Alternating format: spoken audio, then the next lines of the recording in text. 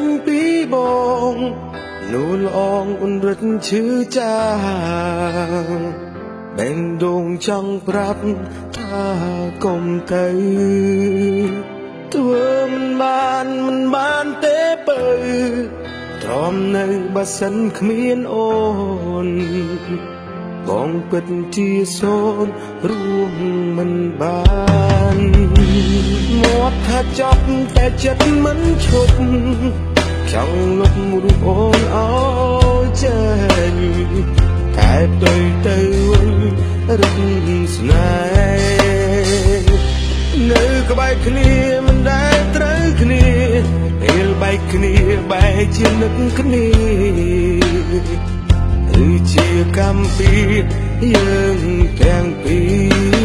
រព្រោះតែបងក្រមិនចង់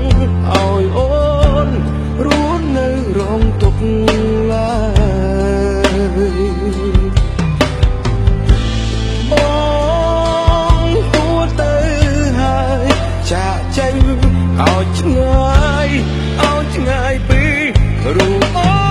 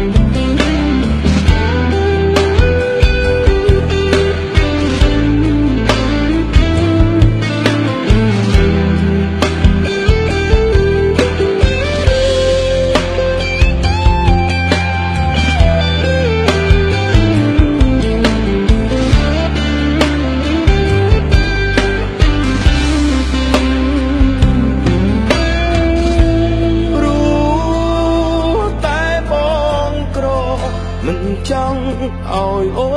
នរស់នៅរងទុក្ខឡើយហើយបងគួរទៅហើយចាក់ចេញឲ្យឆ្ងាយពីរូប